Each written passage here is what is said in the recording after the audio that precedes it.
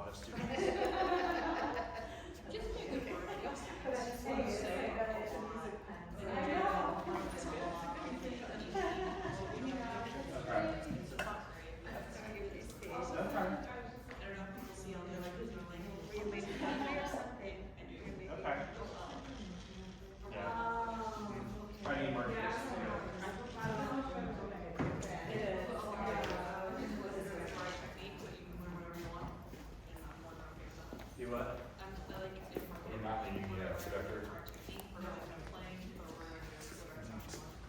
So I guess what I mean is, like, do you market it like for your website or like? My favorite area. I probably should go back a little bit.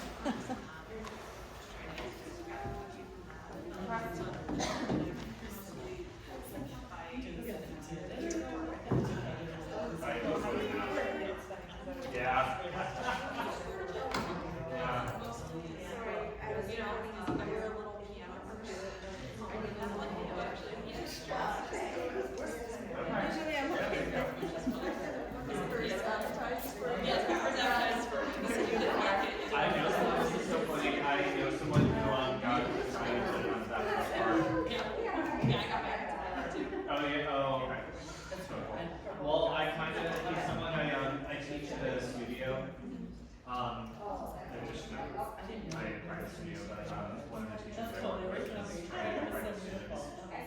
So I saw the thing on the back of the square. It might be. Yeah. I'm waiting to. I'm hoping to get my master's. It's a small studio like music at home. And I just think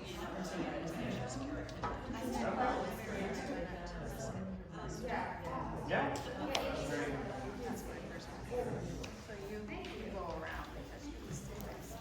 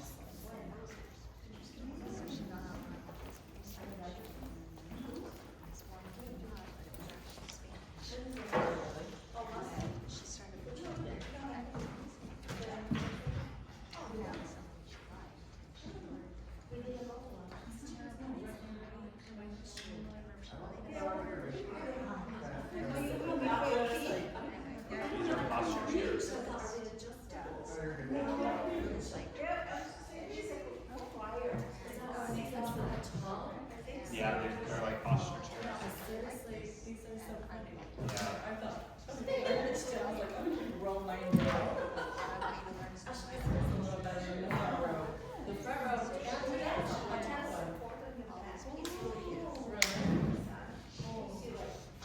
Oh, really? So what we doing?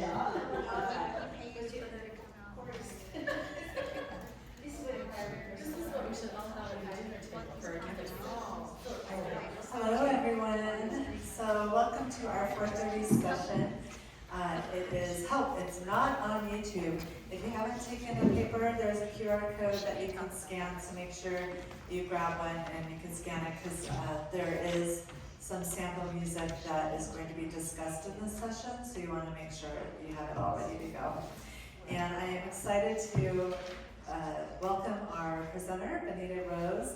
You can refer to your program in the book for her bio. So welcome.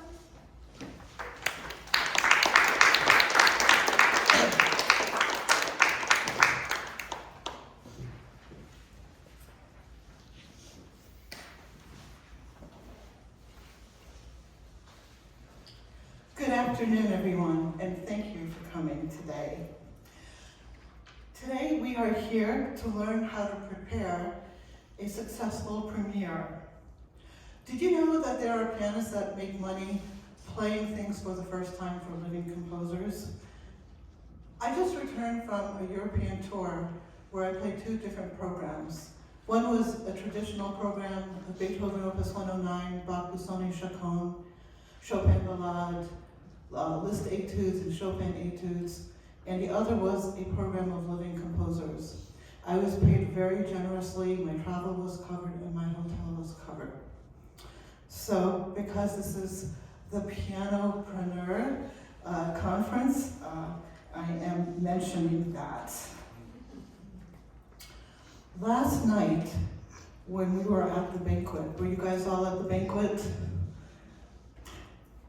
I began to panic when they were giving out the awards for people who had been members for 50 years, because I suddenly realized I'm getting much closer to that than I ever imagined. But then, on the way home, I started realizing that would I not be the age that I am, I would not be able to do this talk today.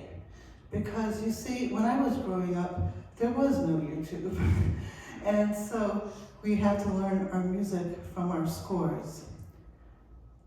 I remember Saturday mornings going to piano lessons, and I loved my piano lessons. My teacher said she could always see me skipping out the window, skipping to the door, and I would always get about 20 pieces each week from various books.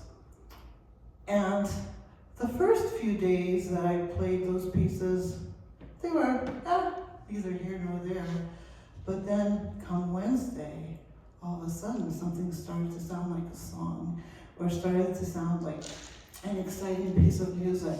And one of my concerns is that young people today are not having that fantastic experience. So today, I want to introduce you to some principles that I use to interpret music. And I'm going to start with a piece that's very straightforward. And from that piece, we can learn what we do very intuitively, and then we can apply it to pieces that would be less intuitive. So the principles that I would like us to think about are phrasing. How many times have you played a piece and not really even known or noticed where the phrases are?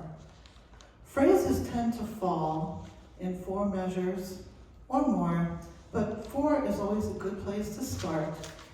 Check at 4 measures. Do you have a musical statement?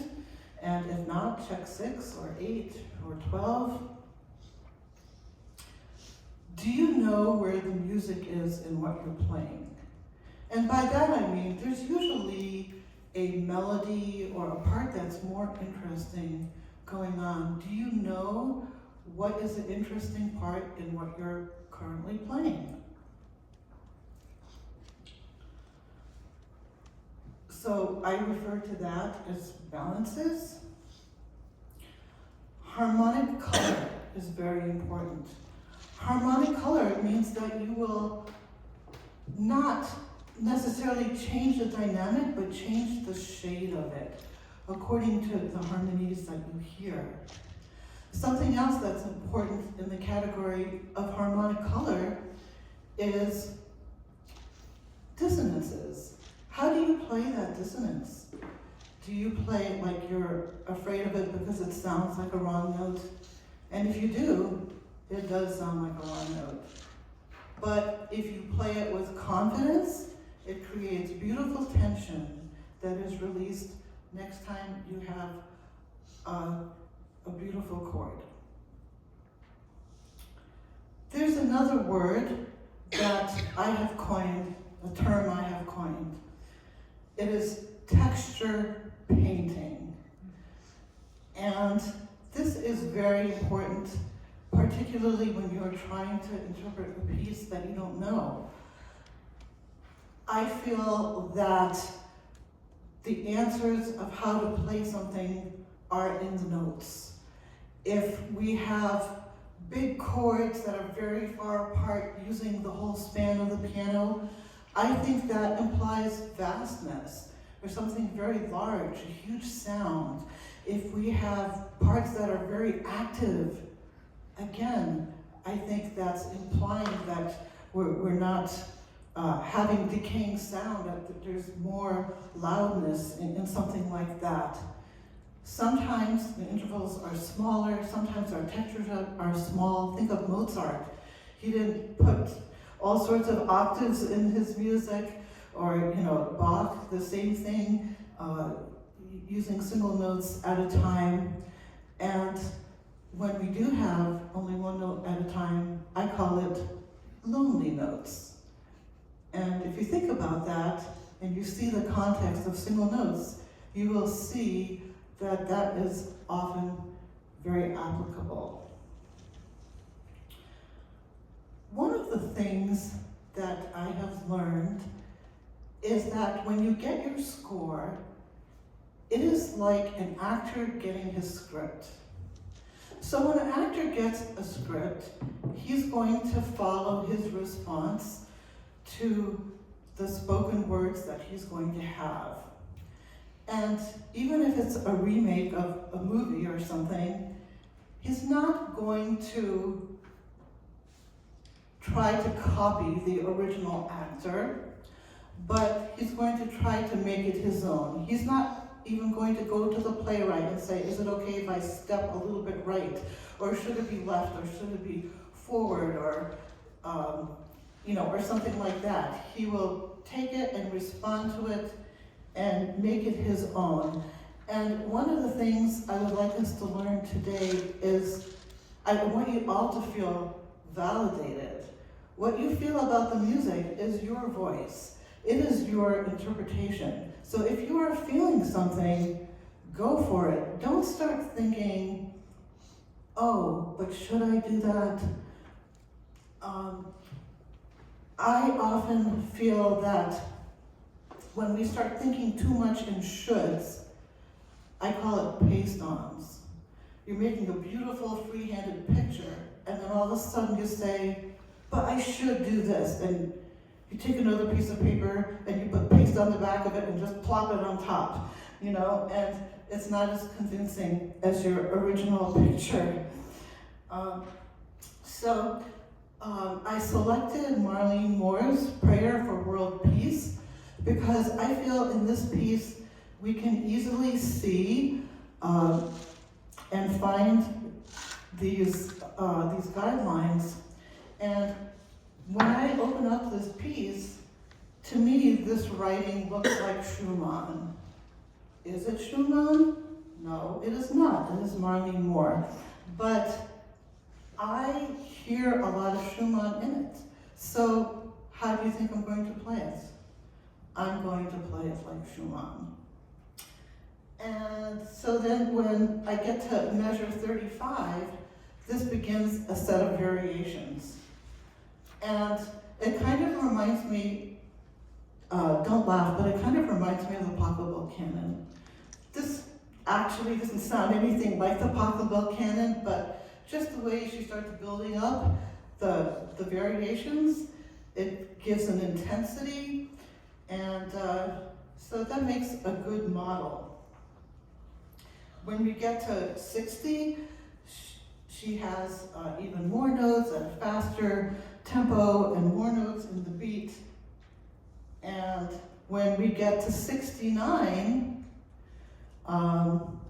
we have a part here, to me, again, it looks like the middle part of Fantasy Impromptu.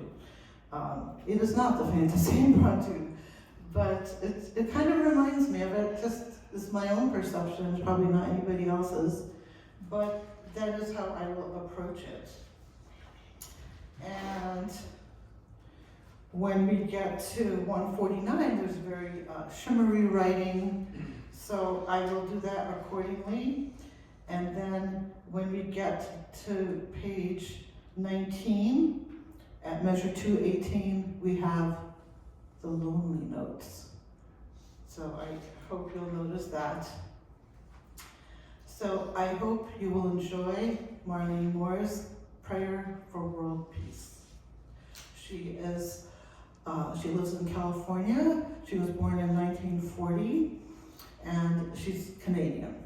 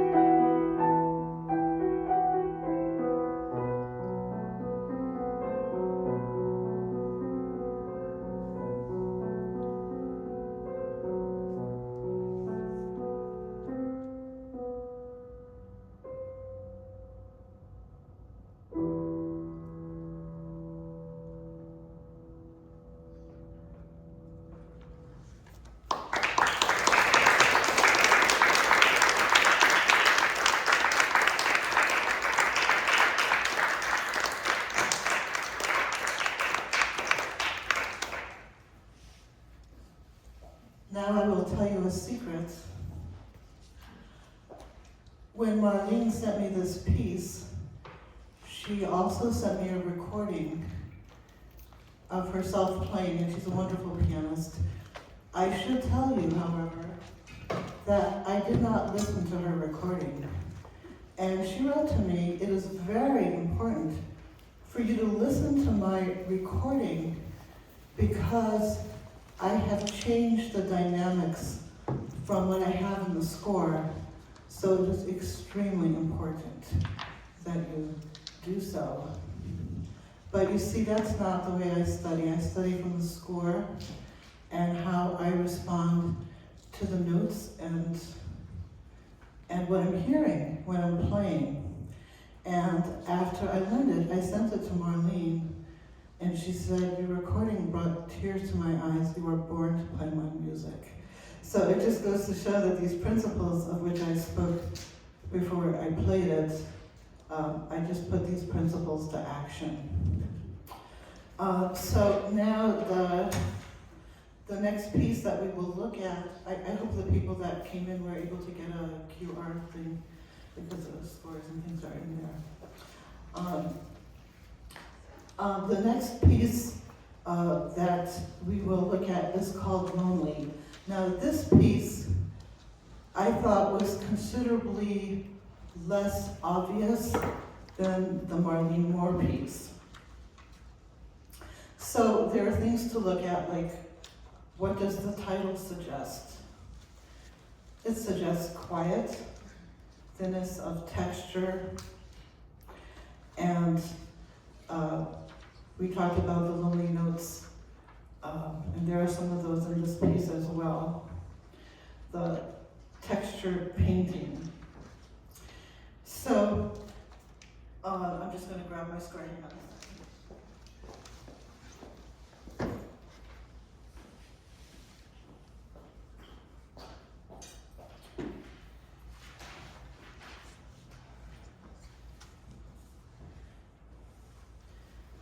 So you can see that when you get to measure 13, there's increased activity.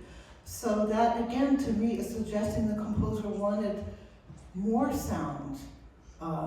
There are more notes, so that's an implication right there.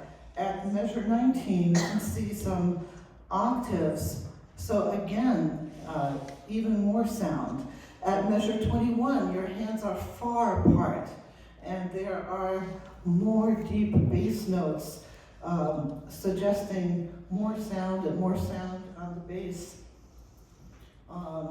Also, at measure 21, again, we get into not shying away from dissonances. When your hands are far apart, and you have three voices at measures 25 and 26, again, you want to have more sound there. Also, when you have music that's repeating, it doesn't have to be the same. I think it shouldn't be the same. It would be like if you were coloring in a coloring book and there are two dresses to color. Do they both have to be red? Can one be red and one be pink or something else? I think it makes the playing more interesting if you have that sort of variation in it. Again, at measure 28, you will hear what I call the lonely notes again, because the texture is getting very, very thin there. Measure 29 starts in a minor, measure 30 ends in a major, and again, these are implying different colors. Like I said, not necessarily a dynamic change, but a different piano or a different forte or whatever context you are in. So at measure 47, you have more staccatos and things that are implying a little more aggressive playing. When you get to 43 and 45, think about how do you feel when you hear those sounds. And then you'll also notice, and I'm kind of jumping around, that at measure 5, at measure 13, 21, and 39, you actually have the same melody, just in a completely different context. And how do those contexts make you feel? How do you respond? Like I was saying before, this is your chance to be validated in how you feel. When I get to measure 77, I hear a little minuet. So how do you think I'm going to play it? I'm going to play it as a little minuet. At 84, we have big octaves and repeated notes. And then it ends on a color change. So when I followed all these, shall we say, rules, these are the rules I have for myself and for my students, I discovered that this piece is actually a little Baroque So it's a neo-Baroque piece. This piece is by Magnus Gautestad. He's a Norwegian composer. He's 36 years old. And I actually had the pleasure of meeting him when I did perform in Norway.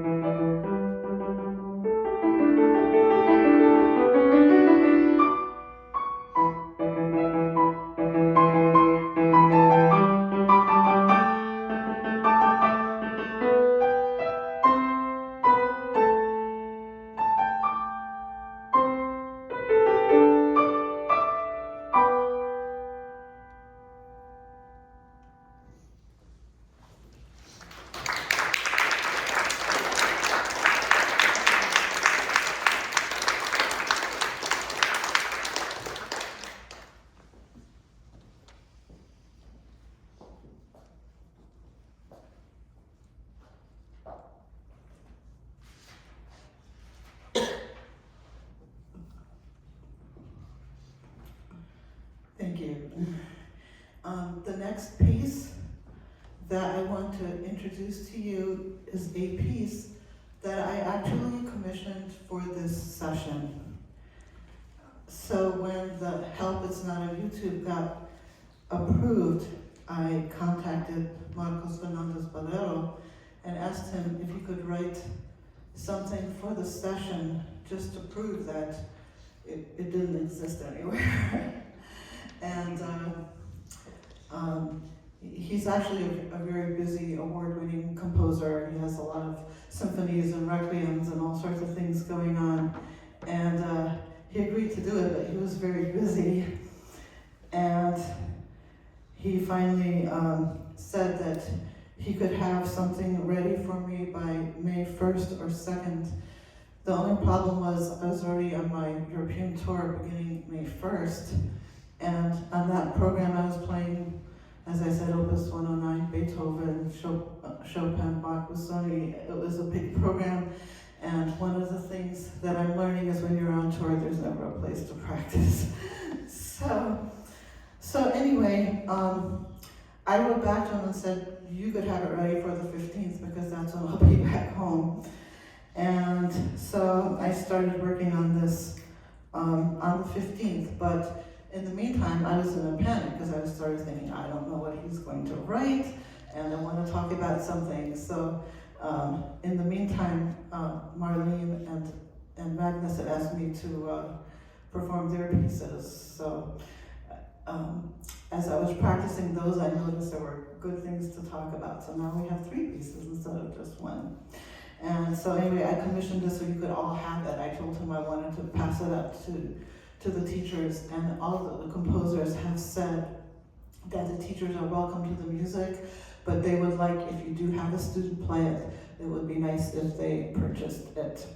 So anyway, those of you that follow me on the social media know that I have played a lot of Marcos Fernández-Barrero music. I'm a big fan of his compositions. I've recorded an album of them, and I've met him twice now, and I've got to know him pretty well. And so looking at this piece, and as I tried it, I noticed that it does sound a lot like water, and he's a big fan of water. He has many water-themed compositions like Fountains and Atlantic Fantasy, and just lots of them, waves and all sorts of things. He is a piano teacher at the Barcelona Conservatory, and he likes to write pieces that have layers, so there's always a lot of voices going on. And you will find that as you search for the phrases, it sometimes gets tricky because he kind of displaces the beat sometimes. And so when you get to measure 4, all of a sudden the next phrase starts on the 4th beat instead of the 1st beat. And so that can take a little bit of getting used to. And again, as I'm searching through this piece, I'm seeing that when he gets to measure 12, he's putting in an octave. So to me, he's saying he wants more sound. When you get to measure 16, the intervals get bigger. So, you know, to me, anything getting bigger, it's going to be louder. He also often does different groupings of notes. So even though the 16th note equals the 16th note, because the grouping is different, it makes it sound like music is getting faster as the groups are smaller. It's interesting, at measure 32, if you just play that right hand part alone, it almost sounds like a Bach cello suite. And so I play it accordingly. Like I said, whatever you hear in the music, that is yours, that is your voice, it's your interpretation. Go with it. At 38, the left hand starts doing what the right hand did at the beginning. And it's kind of hard to notice at first because he has these beautiful plaintive chords in the right hand. And they sound sad to me, so I make them sad. And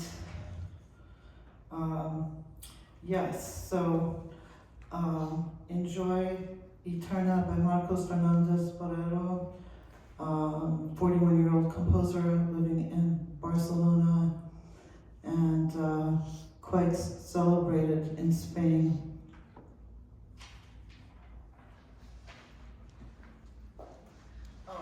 I also wanted to mention, one of his characteristics is this echoing, and he just uses that so beautifully in many, many of his works. Yeah.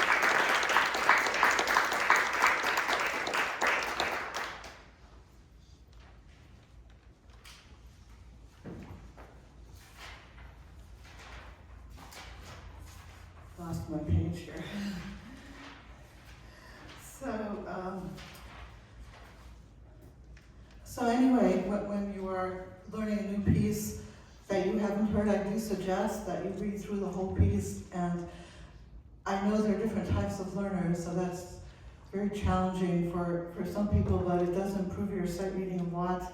Identify the difficult sections as soon as you can and isolate them. And then, like I said at the beginning, listen for your phrasing, find your balances, find your harmonic color, do your texture painting, and experiment with flow and tempo, and I believe you will have success. Do you have any questions? Yes? How do you choose the pieces? Where do you find those pieces? Of course, this was commissioned, but otherwise, where do you find the pieces yourself? Well, I found Marcos Fernández-Barrero by accident. I was doing a project, and it was for one of these types of conferences, and I thought they was like a Mexican composer, and as God would have it, I typed in Spanish composer, and Sheet Music Plus came up, and there was a nice piece called Wanderer, and I played it, and I thought, this is really nice, but I don't think it's what they're looking for. So I did Aquarium instead, and I did get invited to play that. And I had to put it up on YouTube, and my story is very similar to Irina's. when I posted it on YouTube, a while later he found it and he wrote to me and he said, I love the way you play, there's something very special about your phrasing, and so excited to find that you played my piece. And then about a year later, he wrote to me again and he said, I can't stop thinking about how beautifully you played my piece, and I would love for you to come to Barcelona and play it. And I thought, Wanderer is 5 minutes long. So I thought, well, let me see what else, he has. So I thought, well, I like the name Fountains, that sounds nice. And I started practicing that, I was like, wow, this is beautiful, this is just beautiful. And then I found another one, in Barcelona, and I just found a whole treasure trove of music, and I'd be practicing in the middle of the night, and I'd be waking up my husband saying, this music is incredible, this music is incredible, I found something here. And so that's how I found him. I quickly made a recording, and I just started getting invitations from all over the world and teachers associations to play programs of his music. And then after I did that, they said, you play the Fernández-Barrero stuff so beautifully, we'd love to hear you play some traditional music. So that's what I've been doing now. And then a lot of composers came forward asking me to play their music. Marlene has always been very, very nice to me. And so one day I thought, it's all kind of a God thing, I'm telling you. I just thought, she's always very kind to me, so I should just record one of her pieces. So I asked her to send me something, and this was one day on Sunday. I said to my husband, I have to record one of Marlene's pieces, I just need to do that. And so she sent me this wonderful piece called Gliding, and as you can tell, I'm a sight reading person, so I learn very quick notationally. After I've played something 5 times slowly, I usually have it ready for concert level. And so I recorded it, I sent it to her, she loved it, and then the next day, she got an invitation to come play her composition in Norway, and she's 84 years old, and she has bad arthritis, she's in a wheelchair, and she said, would you go play it? And I said, well, I'm going to be in Europe anyway, doing these other things, so sure, I'd love to do it. But then somebody else contacted me and said, well, we have all these living composers, that are going to be on this program, and we'll pay for your flight, we'll pay for your hotel, we'll do anything you want. Just come and play these other composers as well. So, you know, I did that, and it's one of those things, you know, when you follow your heart, one thing just kind of leads to another. And I'll tell you about 2 years ago, I was overcome with this feeling of that I really just want to play the piano. And I said to my husband, that's him sitting over there, and I said to him, I want to quit my college teaching job because all I want to do is play the piano and I want to perform. And I said, I'm old and I'm fat, I don't know if anybody will want to hear me. But that's what I want to do, and he's always very supportive. And so I did that. I love my students, but I didn't like all the extra things they kept asking me to do. So many things off the clock. I just felt like I was spending 16 hours a day on the college job, and then I would still have to teach my students that actually pay me. So, you know, and I also had a very big church job, which I have also since abandoned. So yeah, the answer is follow your heart, and the composers and the compositions and the opportunities will come forward. I just feel like you know, called God or the universe makes us want certain things so the world will go round, you know, because we need all kinds of people with all kinds of likes and all kinds of preferences, and when you follow that, I do believe good things happen. So I hope that answers your question. Yeah. We're out of time, but thank you so Okay. much.